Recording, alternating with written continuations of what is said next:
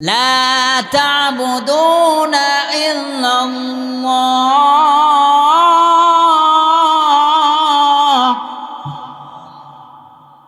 মহান রব্বুল আলামিন ডাক দিয়ে বলেন, এক নম্বর কর্মসূচি হলো লা তা'বুদুনা ইল্লাল্লাহ, আল্লাহ ছাড়া অন্য কারো ইবাদত করা যাবে না।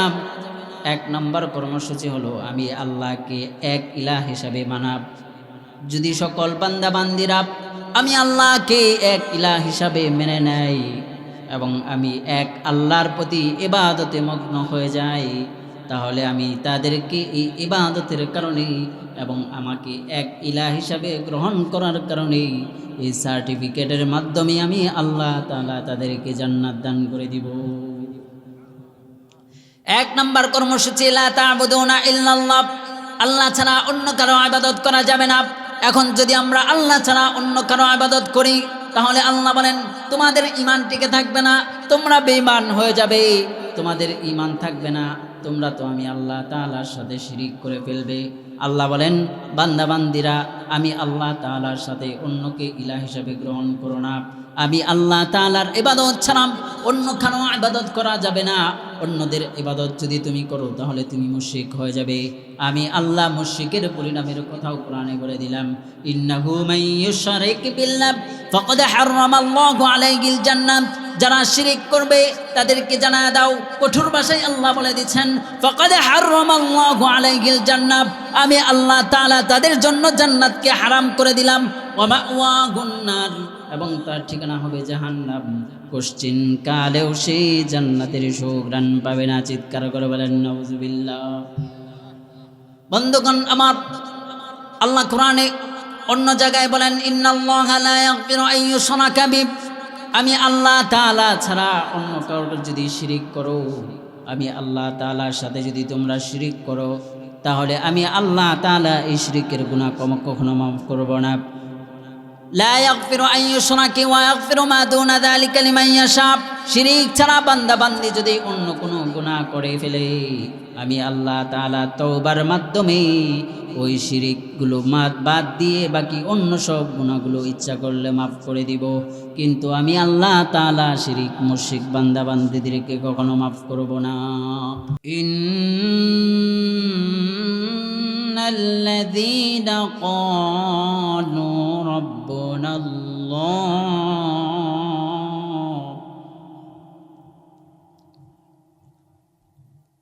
إن الذين قالوا ربنا الله ثم استقاموا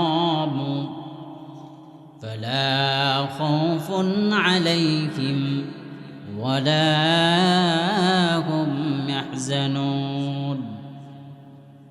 وقال الله عز وجل في موضع آخر بسم الله الرحمن الرحيم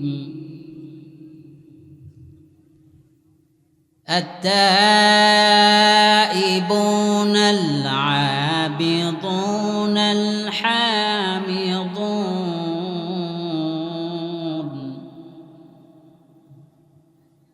الحامدون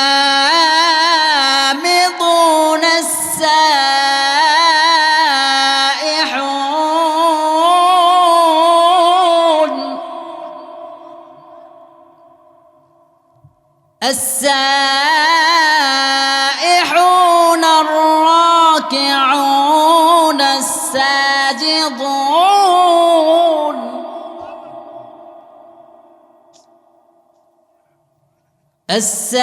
الساجدون الآمرون بالمعروف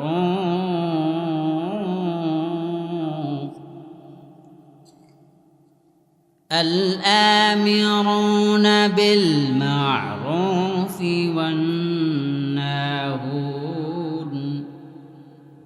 والناهون عن المنكر والحافظون لحدود الله وبشر المؤمنين.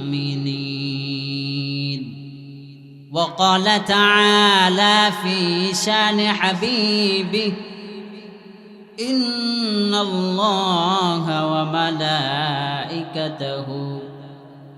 يصلون على النبي يا أيها الذين آمنوا صلوا عليه وسلموا تسليما. محبت شهید জবান খুলে একবার দুরূদ শরীফ পড়ি। আল্লাহুম্মা সাল্লি আলা মুহাম্মাদিন ওয়া আলা আলি মুহাম্মাদ কামা সাল্লাইতা আলা ইব্রাহিম ওয়া আলা আলি ইব্রাহিম ইন্নাকা হামিদুম মাজিদ. اللهم بارك على محمد وعلى آل محمد كما باركت على إبراهيم وعلى آل إبراهيم إنك حميد مجيد.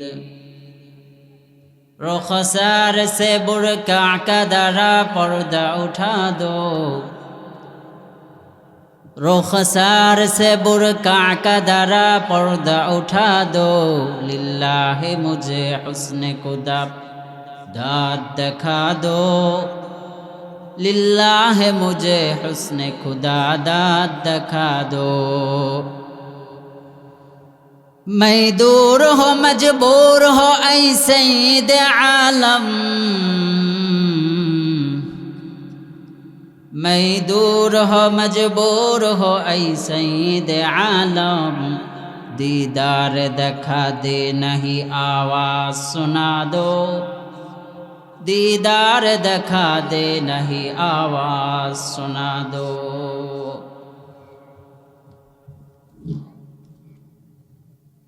অষ্টদার কঠোরকান্দা মধ্যপাড়া ইসলামাবাদ সুফি আনসার আলী হিফজুল কোরআন নোরানি মাদ্রাসা কর্তৃক আয়োজিত আজকের এই ইসলামী সম্মেলনে উপস্থিত রয়েছেন সম্মানিত সভাপতি সাহেব, উপস্থিত আমাদের প্রধান মেহমান আমার শ্রদ্ধেয় ভাইজান মুফতি মুশাররফ হোসেন ফুলপুরি সাহেব দামাত বারকাতুহুম, এছাড়াও আরও উপস্থিত রয়েছেন আরও দূর দূরান্ত থেকে আগত আমার শ্রদ্ধেয় মুরব্বী বাবাজানরা এবং যুবক ভাইয়েরা, সবাইকে জানাই আমার পক্ষ থেকে আন্তরিক মুবারক। সর্বোপরি মহান রব্বুল আলামিনের দরবারে লাখো কোটি শুকর আদায় করি যে মহান রব্বুল আলামিন আমাদেরকে সুস্থ অবস্থায় সুস্থ মস্তিষ্কের অধিকারী করে দিনে এক মজলিসে বসে কিছু কথা বলা এবং শোনার তৌফিক করেছেন। এই জন্য রব্বে করিমের নিকট মনের গহীন থেকে একবার শুকর আদায় করি আলহামদুলিল্লাহ। না না, যে সুরে আপনারা আলহামদুলিল্লাহ জবান থেকে বের করেছেন মনে হয় না আল্লাহর প্রতি সন্তুষ্ট। জবান খুলে আওয়াজ দিয়ে এক কণ্ঠে এক আওয়াজে রবকে খুশি করার জন্য মনের গহীন থেকেই আবারও জোরে কণ্ঠে আমরা একবারে একের সাথে ইনশাআল্লাহ একবার শুকরিয়া আদায় করি আলহামদুলিল্লাহ। বড় ভাগ্যবান এই প্যান্ডেলের ভিতরে মাহফিলে সবাই এসেছে, কিন্তু প্যান্ডেলের ভিতরে কেউ উপস্থিত হতে পারে নাই। আমরা যারা উপস্থিত আছি তারা হলো ভাগ্যবান মানুষ, সবচেয়ে দামিবান মানুষ এই বর্তমান এখন সময়ের ভিতরে।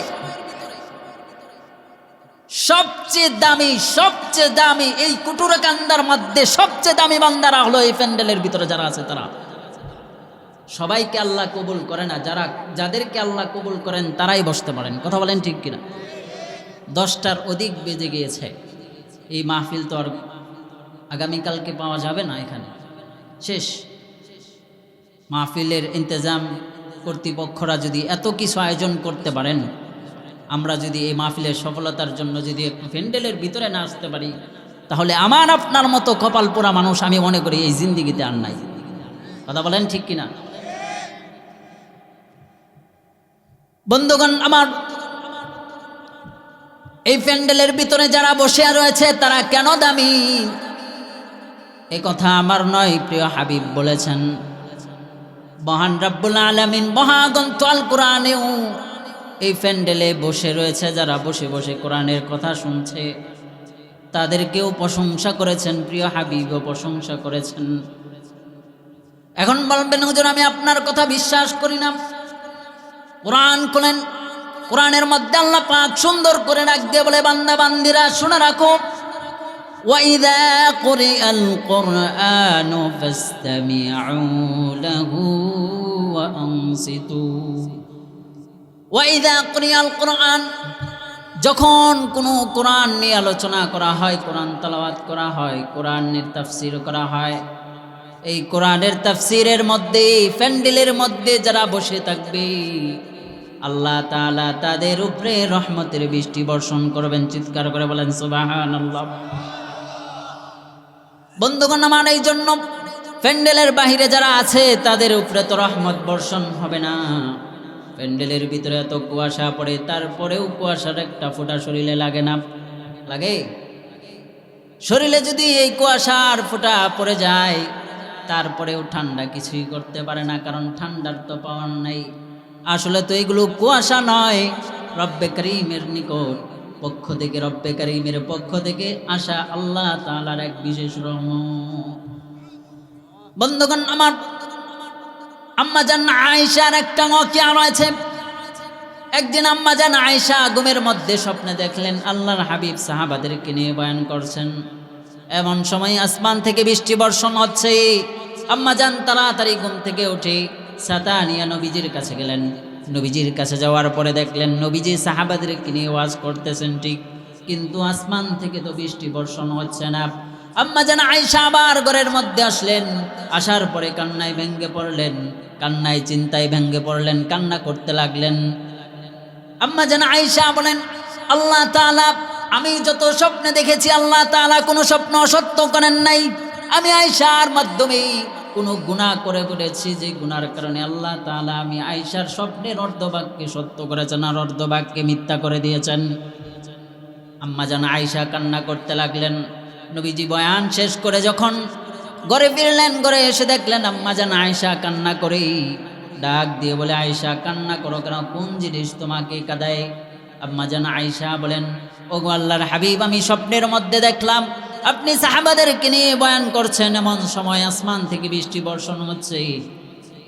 আমি তাড়াতাড়ি ছাতা নিয়ে আপনার কাছে গেলাম। ছাতা নিয়ে যখন কাছে গেলাম দেখলাম আসমান থেকে তো বৃষ্টি বর্ষণ হচ্ছে না, কিন্তু আপনি বয়ান করছেন এটা ঠিক, কিন্তু আসমান থেকে তো বৃষ্টি পড়ছে, ওইটা তো হচ্ছে না। তার মানে আমি আয়েশার স্বপ্নের অর্ধভাগকে আল্লাহ সত্য করেছেন আর অর্ধভাগকে মিথ্যা করেছেন। এই অর্ধভাগ মিথ্যা হওয়ার কারণ হলো আমি আয়েশার না জানি কোনো গুনাহ হয়ে গেছে, এই গুনার কারণে আল্লাহ তাআলা আমি আয়েশার স্বপ্নের অর্ধভাগকে মিথ্যা করে দিয়েছে। নবীজি বলে, আয়েশা রে, তুমি যে স্বপ্ন দেখলাম এই স্বপ্ন সত্য, আবার যে বাস্তব দেখছো এই বাস্তব সত্য, তবে এই দুই সত্যের মধ্যে একটা ব্যাখ্যা রয়েছে। ব্যাখ্যাটা কি জানোনি? আম্মাজান আয়েশা বলেন, কি এমন ব্যাখ্যা রয়েছে যে ব্যাখ্যা আমার স্বপ্নের সত্যকে সত্য বলে প্রমাণিত করবে? আম্মাজান আয়েশা এই কথা বলার পরে নবীজি তার জবাবে বললেন, তুমি যে স্বপ্নে দেখলা আমি সাহাবাদেরকে নিয়ে বয়ান করছি, এমন সময় আসমান থেকে বৃষ্টি বর্ষণ হচ্ছে, আবার তুমি ঘুম থেকে বাস্তবে দেখলাম আমি সাহাবাদেরকে নিয়ে বয়ান করছি, কিন্তু আসমান থেকে বৃষ্টি বর্ষণ হচ্ছে না। আসলে আসমান থেকে বৃষ্টি বর্ষণ হচ্ছিল, কিন্তু এই বৃষ্টি সাধারণ কোনো চক্ষু দেখতে পারবে না। এই বৃষ্টি চক্ষু দেখার জন্য রূহানি চক্ষের প্রয়োজন রয়েছে। এই সাধারণ চোখ দিয়ে এই বৃষ্টি কখনো দেখা যাবে না।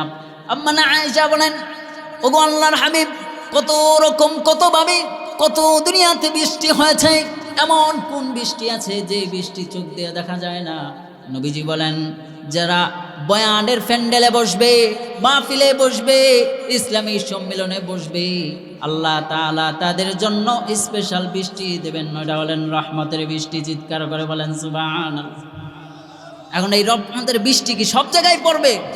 না না, যারা একমাত্র কোরআনের কথা শোনার জন্য কোরআনের প্যান্ডেলে বসবে, তাদের জন্যই আল্লাহ রহমতের বৃষ্টি বর্ষণ করে দিবেন। কোরআন হাদিস দ্বারা স্পষ্ট হয়ে গেল, যারা কোরআনের কথা শুনবে, কোরআনের প্যান্ডেলে বসবে, তাফসীর শুনবে, তাফসীরের প্যান্ডেলে বসবে, তাদের জন্য আল্লাহ তাআলা রহমত বর্ষণ করবেন। দোকানে বসে চা খেলে এই রহমতের অধিকারী হওয়া যাবে না। অতএব কারা জিতেছে? আমরা জিতেছি নাকি দোকানে যারা বসে রয়েছে তারা জিতেছে? বন্ধুগণ আমার, এতক্ষণ তো ভূমিকা বললাম।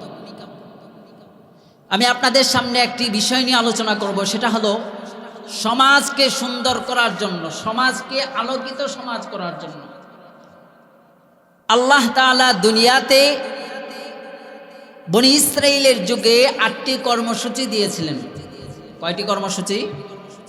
এই 8টি কর্মসূচি দিয়ে আল্লাহ বলেছেন, যদি 8টি কর্মসূচি তোমরা বাস্তবায়ন করো, আল্লাহ তাআলা ওয়াদা দিয়েছেন 8টি কর্মসূচি বাস্তবায়ন করে যারা দুনিয়া থেকে যেতে পারবে, আল্লাহ তাআলা তাদেরকে জান্নাত দান করবেন। বন্ধুগণ আমার, এই 8টি কর্মসূচি কি? সূরাতুল বাকারার মধ্যে আল্লাহ তাআলা বলেন, কর্মসূচির মাধ্যমে আমি আল্লাহ তাআলা তোমাদেরকে জান্নাত দান করব। 1 নাম্বার কর্মসূচি কি? রব্বে কারীম ডাক দিয়ে বলেন, ওয়া ইয আখাযনা মিসাক বানি ইসরাঈলা লা তা'বুদুনা ইল্লাল্লাহ। মহান রব্বুল আলামিন ডাক দিয়ে বলেন, হে বনি ইসরাইলের মানুষেরা, তোমাদেরকে বলে দিচ্ছি, মানে হলো তোমাদের থেকে নিয়ে এই কিয়ামত পর্যন্ত যত মানুষ আসবে, যত বান্দা বান্দি আসবে, তাদের জন্য একটা আলাদ 8টি কর্মসূচি যদি কোনো সমাজে বাস্তবায়ন হয়, এই 8টি কর্মসূচি সমাজে বাস্তবায়ন হওয়ার কারণে আল্লাহ তাআলা এই সমাজকে আলোকিত করে দিবেন। কোনো দেশে যদি বাস্তবায়ন হয়, এই দেশকে আল্লাহ তাআলা আলোকিত করে দিবেন। কোনো জেলায় যদি এই 8টি কর্মসূচি বাস্তবায়ন হয়ে যায়, তাহলে আল্লাহ তাআলা ওই জেলাকে আলোকিত জেলা হিসাবে কবুল করে নেবেন। চিৎকার করে বলেন সুবহানাল্লাহ। 1 নম্বর কর্মসূচিকে আল্লাহ বলেন, লা তা'বুদুনা ইল্লাল্লাহ।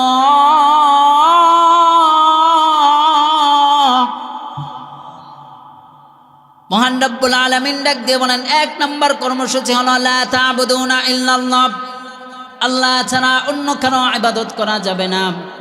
1 নম্বর কর্মসূচি হলো আমি আল্লাহকে এক ইলাহ হিসাবে মানাব। যদি সকল বান্দা বান্দিরা আমি আল্লাহকে এক ইলাহ হিসাবে মেনে নেয় এবং আমি এক আল্লাহর প্রতি ইবাদতে মগ্ন হয়ে যাই, তাহলে আমি তাদেরকে এই ইবাদতের কারণে এবং আমাকে এক ইলাহ হিসাবে গ্রহণ করার কারণে এই সার্টিফিকেটের মাধ্যমে আমি আল্লাহ তাআলা তাদেরকে জান্নাত দান করে দিব। 1 নম্বর কর্মসূচি লা তা'বুদুনা ইল্লাল্লাহ, আল্লাহ ছাড়া অন্য কারো ইবাদত করা যাবে না। এখন যদি আমরা আল্লাহ ছাড়া অন্য কারো ইবাদত করি, তাহলে আল্লাহ বলেন তোমাদের ঈমান টিকে থাকবে না, তোমরা বেঈমান হয়ে যাবে, তোমাদের ঈমান থাকবে না, তোমরা তো আমি আল্লাহ তাআলার সাথে শিরিক করে ফেলবে।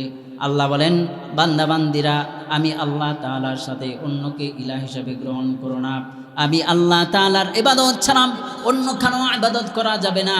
অন্যদের ইবাদত যদি তুমি করো তাহলে তুমি মুশরিক হয়ে যাবে। আমি আল্লাহ মুশরিকের পরিণামের কথাও কোরআনে বলে দিলাম, ইন্নাহু মাইয়ুশরিক বিল্লাহ ফাকাদ হারামাল্লাহু আলাইহিল জান্নাত। যারা শিরিক করবে তাদেরকে জানায় দাও, কঠোর ভাষায় আল্লাহ বলে দিচ্ছেন, ফাকাদ হারামাল্লাহু আলাইহিল জান্নাত, আমি আল্লাহ তাআলা তাদের জন্য জান্নাতকে হারাম করে দিলাম। ওয়া মাওয়াহুন নার, এবং তার ঠিকানা হবে জাহান্নাম। কোশ্চিন কালেও সেই জান্নাতের সুঘ্রাণ পাবে না। চিৎকার করে বলেন নাউজুবিল্লাহ। বন্ধুগণ আমার, আল্লাহ কোরআনে অন্য জায়গায় বলেন, ইন্নাল্লাহা লা ইয়াগফিরু আন ইউশরাকা বিহি, আমি আল্লাহ তাআলা ছাড়া অন্য কাউকে যদি শিরিক করো, আমি আল্লাহ তাআলার সাথে যদি তোমরা শিরিক করো, তাহলে আমি আল্লাহ তাআলা এই শিরিকের গুনাহ কখনো মাফ করব না।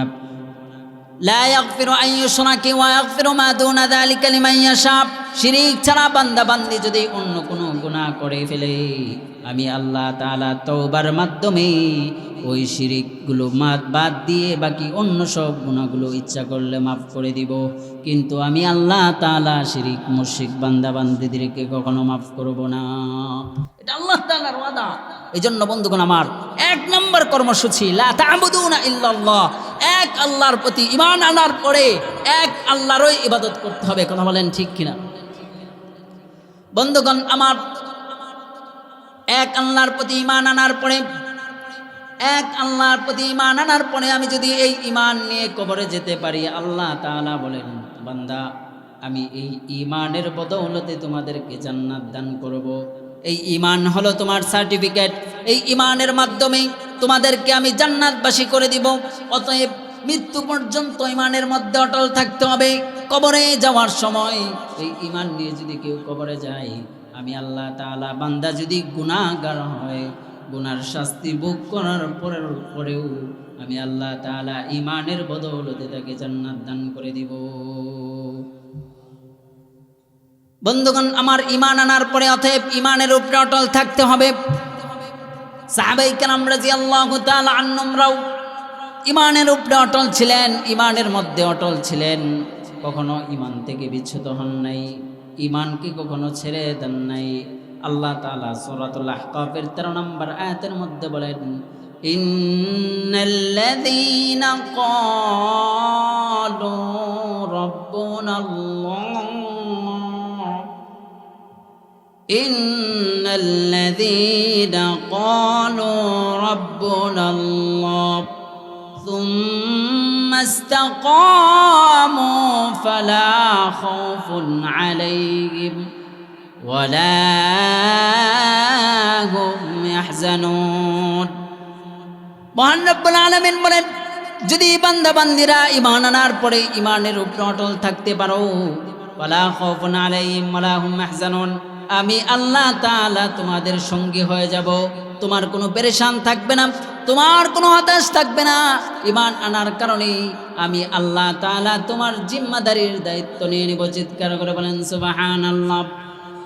এই জন্য বন্ধুগণ আমার, সাহাবায়ে কেরাম রাদিয়াল্লাহু তাআলা আনহুমরাও ঈমানের উপরে অটল ছিলেন।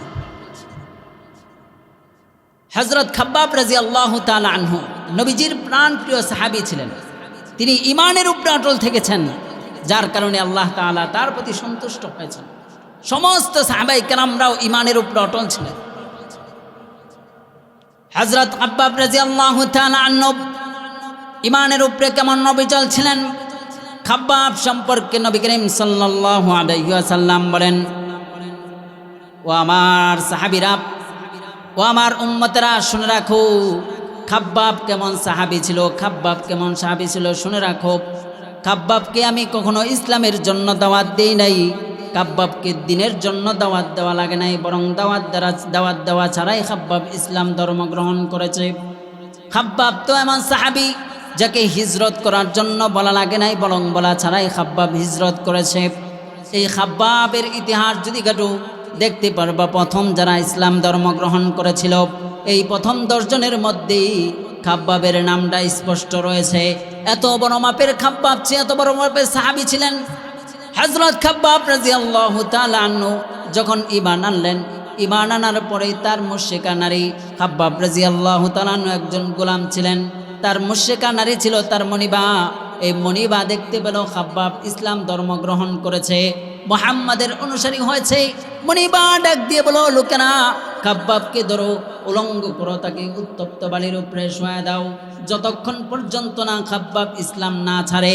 খাব্বাব যদি ইসলাম থেকে না ফিরে আসে, তাকে বালুর উপরে শোয়া রাখবা, গরম বালির উপরে, তাকে উত্তপ্ত বালির উপরে শাসন করে যেতে রাখবা। খাব্বাব রাদিয়াল্লাহু তাআলা আনহু মুখ থেকে বারবার এই আওয়াজ দিয়ে যাচ্ছিলেন, ও আমার মনিবারে, আমি ইসলাম ধর্ম গ্রহণ করেছি, আমি এই শান্তির ধর্ম গ্রহণ করেছি। আমাকে যদি আপনি অত্যাচার করতে করতে দুনিয়া থেকে বিতাড়িত করে ফেলেন, তারপরেও আমার জবান থেকে আপনি কালিমাকে কখনো সরাতে পারবেন না।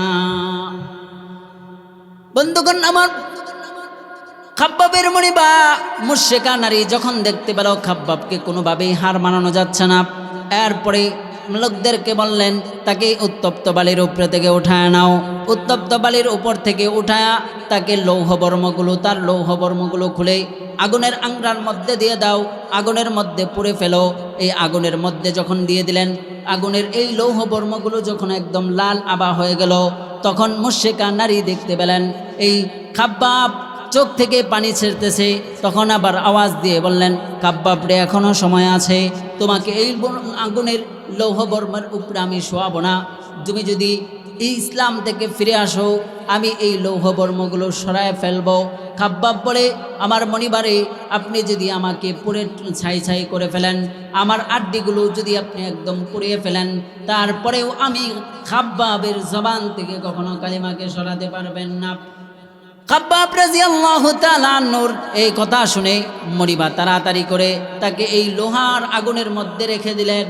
এই লোহার আগুনের মধ্যে রেখে দেওয়ার কারণে খাব্বাব রাদিয়াল্লাহু তাআলা আনহুর শরীর পুড়ে, চামড়া পুড়ে, একদম ভিতরের হাড্ডি পর্যন্ত পুড়ে কালো হয়ে গিয়েছে। খাব্বাব রাদিয়াল্লাহু তাআলা আনহু তারপরেও ইসলাম ছাড়েন না, ইসলাম থেকে কখনো বিচ্যুত হন নাই।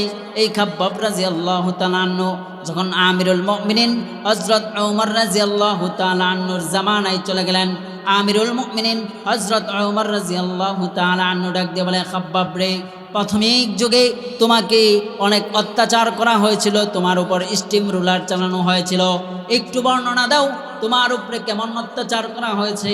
খাব্বাব ডাক দিয়ে বলে, আমিরুল মুমিনিন, আমি আপনাকে বর্ণনা দিয়ে কখনো পারবো না।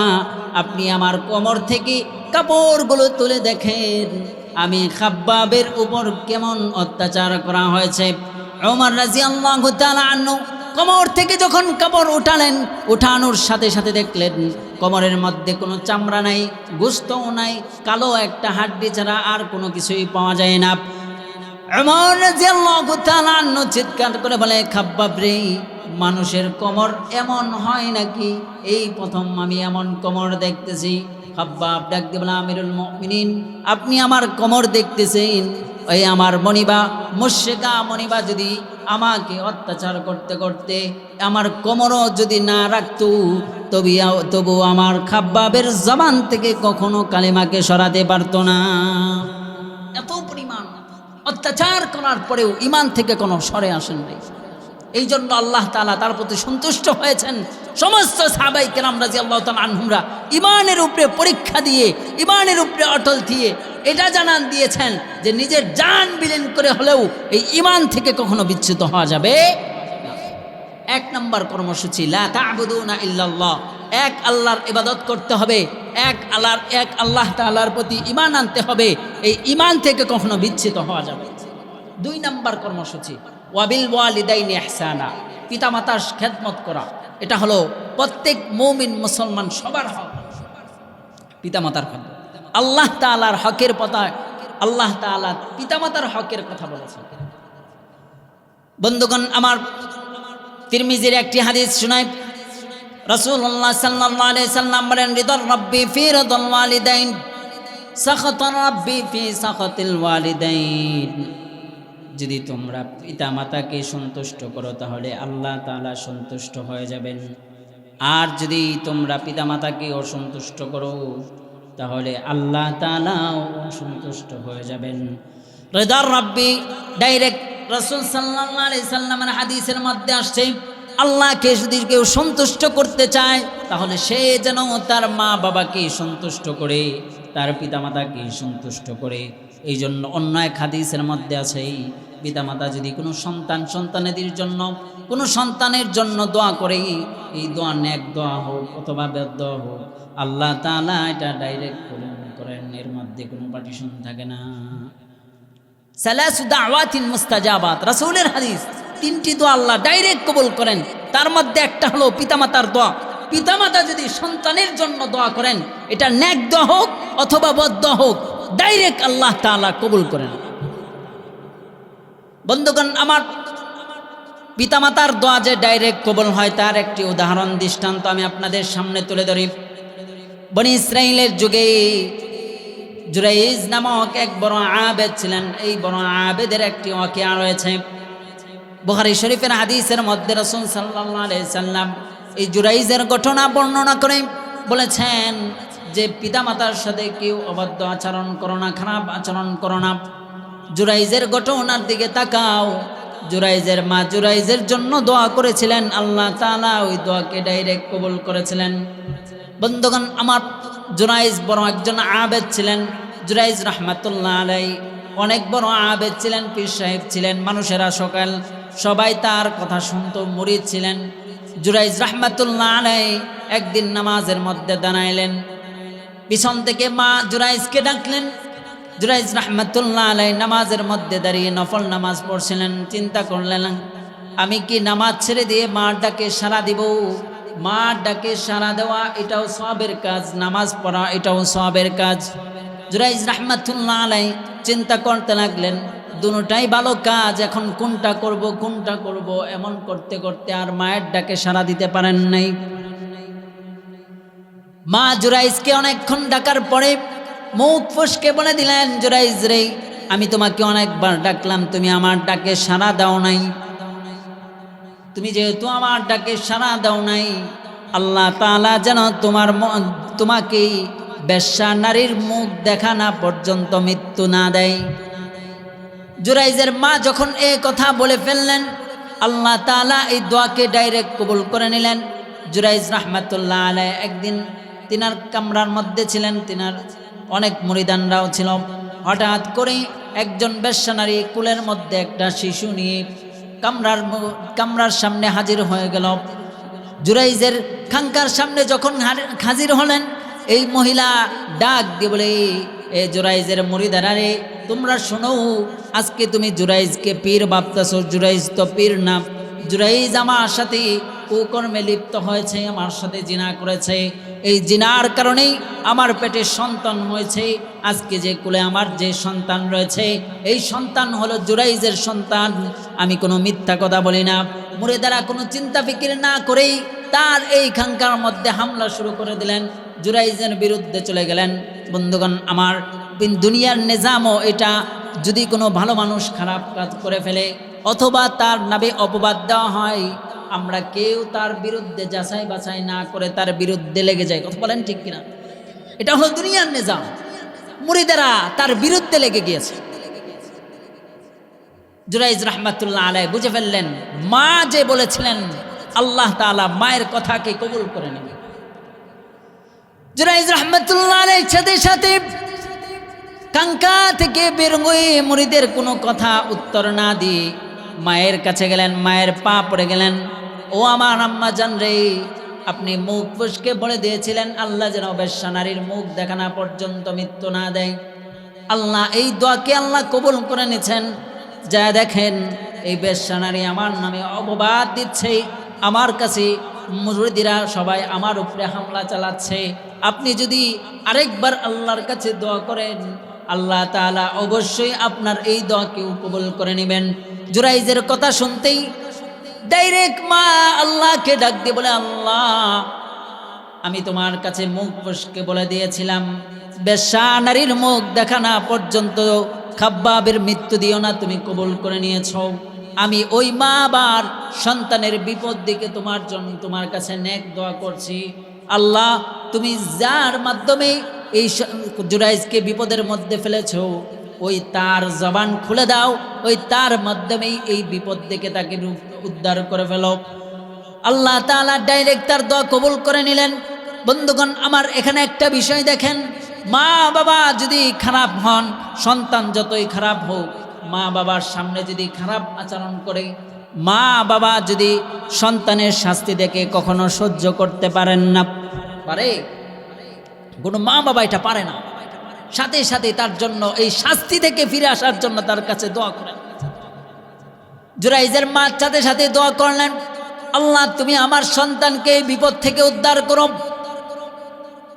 আল্লাহ তাআলা এই জুরাইজের মার জবানকে আল্লাহ তাআলা কবুল করে নিলেন, দোয়াকে কবুল করে নিলেন। আল্লাহ তাআলা ওই বেশ্যা নারীর কোলে যে শিশু ছিল, আল্লাহ তাআলা ওই শিশুর জবানকে খুলে দিলেন। ওই শিশু ডাক দিয়ে বলে, এ মুরিদারা রে, তোমরা শোনো, তোমরা যার গোলামি, তোমরা যার অনুসরণ করে যাচ্ছ, যেই জুরাইজের কথা শোনো, এই জুরাইজের বিরুদ্ধে তোমরা লেগে গিয়েছো। এই জুরাইজ কি ভালো মানুষ? জুরাইজকে এটা করেছে, এটা তোমরা কখনো যাচাই বাছাই করো নাই। আসলে আমি জুরাইজের সন্তান নয়, আমি আসলে জুরাইজের সন্তান নয়, আমি হলাম ওই কৃষকের এক সন্তান। ওই কৃষক তার সাথে জিনা করেছে, ওই কৃষকের মাধ্যমে আমি তার পেটের মাধ্যমে এসেছি, দুনিয়াতে এসেছি, আসলে আমার জুরাইজ আমার বাবা নয়। এই শিশু বাচ্চার জবান খুলে দেওয়ার সাথে সাথে মুরিদরা আবার বলল যে আমাদের পীর আসলে সঠিক ছিল, আমরা তার বিরুদ্ধে গিয়ে এটা ভুল করে ফেলেছি। বন্ধুগণ আমার, এটা এই ঘটনা দ্বারা স্পষ্ট হচ্ছে আল্লাহ তাআলা মা বাবার নেক দোয়া ডাইরেক্ট কবুল করেন। মা বাবা যদি আবার বদ্ধ করে ওই বদ্ধ আল্লাহ কবুল করেন। কথা বলেন ঠিক কিনা? এই জন্য মা বাবার সাথে কখনো খারাপ আচরণ করা যাবে না। অবিল ওয়ালিদাইনি ইহসানা, পিতামাতার সাথে ভালো আচরণ করা এটা হক। 3 নম্বর কর্মসূচি ওয়াদিল কুরবা, নিকটতম আত্মীয় স্বজনের সাথে সৎ আচরণ করা। বন্ধুগণ আমার, নিকটতম আত্মীয় স্বজনের সাথে আমরা কিভাবে খারাপ আচরণ করব? নিকটতম আত্মীয় কারা? নিকটতম আত্মীয় হলো আমার বাবা, আমার চাচা, আমার দাদা, তারা হলো নিকটতম আত্মীয়। ভাতিজা, ভাইগনা, তাদের সাথেও ভালো আচরণ করা, এতিমদের সাথে ভালো আচরণ করা, মিসকিনদের সাথে ভালো আচরণ করা। সর্বশেষ আল্লাহ 7 এবং 8-এর কথা বলেছেন, ওয়াকিমুস সালাহ, নামাজ প্রতিষ্ঠা করা, ওয়াতুজ যাকাত, যাকাত আদায় করা। এই 8টি কর্মসূচি বাস্তবায়ন করতে পারলে সমাজ আলোকিত হবে, এরপরে থানা আলোকিত হবে, জেলা আলোকিত হবে, জেলা আলোকিত হলে পুরা দেশ ইনশাল্লাহ আলোকিত হয়ে যাবে। বন্ধুগণ আমার, এই জন্য সর্বশেষ একটি ঘটনা বলে আমি শেষ করব। রাসূল সাল্লাল্লাহু আলাইহি সাল্লামকে ভালোবাসাও এটা ঈমানের হক। কথা বলেন ঠিক কিনা? রাসূল সাল্লাল্লাহু আলাইহি সাল্লামের বিরুদ্ধে যারা কথা বলবে, আওয়াজ তুলবে, তাদের বিরুদ্ধেও মোকাবেলা করা প্রত্যেকটা মুসলিম নরনারীর উপর ফরজ। কথা বলেন ঠিক কিনা? আউল বাউল ফাউলদেরকে বিরুদ্ধে তাদের জবানদের এই জবানের লাগামগুলো খুলে ফেলাও, এটা হলো ইমানি দায়িত্ব। বন্ধুগণ আমার, আমার রাসূলকে আমরা কেন ভালোবাসবো? রাসূলের মাধ্যমে আমরা দ্বীন পেয়েছি। রাসূল সাল্লাল্লাহু আলাইহি সাল্লামের আখলাক দেখে অধিকাংশ মুশরিকরা ইসলাম ধর্ম গ্রহণ করেছে। এই নবীজির আখলাকের মাধ্যমে এই নিজের আখলাককেও ঠিক করা, এটা হলো ইমানি দায়িত্ব। মহান রব্বুল আলামিন 8টি কর্মসূচির মাধ্যমে আল্লাহ বলেন, ওয়াকুলু লিন-নাসি হুসনা, মানুষের সাথে যখন কথা বলবো উত্তম রূপে কথা বলা, মানুষের সাথে ভালো আচরণ করা। মানুষের সাথে যদি ভালো আচরণ করা হয়, আপনার আচরণ দেখে সেও ভালো হয়ে যাবে। আর যদি আপনি খারাপ আচরণ করেন, তাহলে আপনার খারাপ আচরণ দেখে দেখে ওই ব্যক্তিও আপনার উপরে খারাপ আচরণ করবে। কথা বলেন ঠিক কিনা? বন্ধুগণ আমার, নবী করিম সাল্লাল্লাহু আলাইহি ওয়াসাল্লামের আখলাক কেমন ছিল? কাফের মুশরিকরা নবীজিকে কষ্ট দেওয়ার জন্য নবীজির বাড়িতে গেলেন। আরবের একটা রীতি ছিল, রাসূল সাল্লাল্লাহু আলাইহি সাল্লামকে কষ্ট দেওয়ার জন্য তারা একটা দল পাকালো। আরবের একটা রীতি ছিল, মুসাফিররা যখন মুসাফির যদি কারো বাড়িতে যেত, গিয়ে বলতো আমি মুসাফির মানুষ, তাকে মেহমানদারি করতো। এটা আরবের একটা বড় গুণ, মুসাফিরদেরকে মেহমানদারি করা। এমন মুসাফির সেজে মুশরিকরা, কাফেরদের একটি দল, মুশরিকদের একটি দল রাসূল সাল্লাল্লাহু আলাইহি সাল্লামকে কষ্ট দেওয়ার জন্য তেনার বাড়িতে গেলেন। গিয়ে বললেন, মুহাম্মদ আপনি বাড়িতে আছেন কিনা?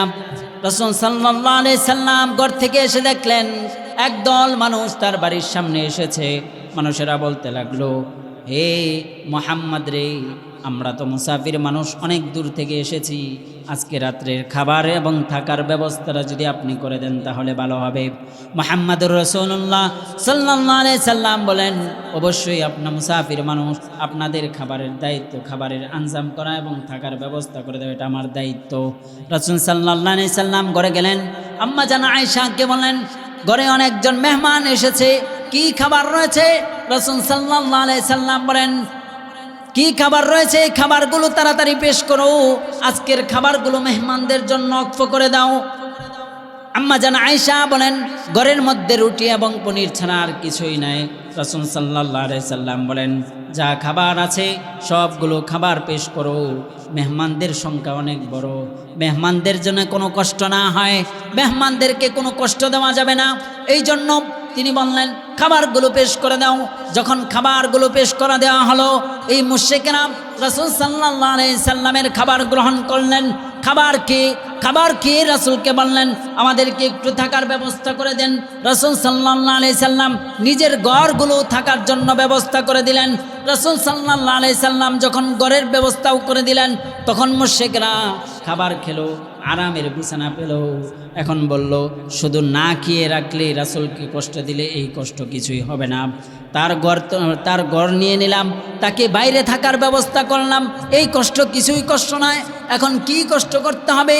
এই ঘরের মধ্যে বিছানার মধ্যে পেশাব পায়খানা করে চলে যাব। এই পেশাব পায়খানাগুলো সে নিজ হাতে পরিষ্কার করবে। তখন মুহাম্মদ বুঝতে পারবে আসলে কাফের মুশরিকদের বিরুদ্ধে লেগেই আমি মুহাম্মদ ঠিক কাজ করি নাই। যখন তারা বিছানাগুলো নষ্ট করে ফজরের সময় তারা বের হয়ে গেল, তারা বলতে লাগলো ফজরের সময় এখন বের হয়ে যাব। তারা বের হয়ে যাওয়ার পরে তাদের সাথে তরবারি ছিল, ওই তরবারিগুলো বলে রেখে চলে আসছে। মুসাফিররা সবাই বলল আমরা তো হাবিবের ঘরে তরবারি রেখে এসে গিয়েছি, এখন এই তরবারিগুলো নিয়ে আসতে হবে। তরবারি ছাড়া সামনে যাওয়া যাবে না, কারণ সন্ত্রাসের মোকাবেলা করা লাগবে। সন্ত্রাসীদের মোকাবেলা করার জন্য তরবারির প্রয়োজন রয়েছে। যখন তরবারির কথা আনতে যাবে, তখন আবার সবাই বলল মুহাম্মাদের সাথে যে খারাপ আচরণ আমরা করেছি, এই আচরণ করে আবার যদি মুহাম্মাদের সাথে সাক্ষাৎ করতে যায়, অবশ্যই মুহাম্মদ আমাদেরকে মারধর করবে।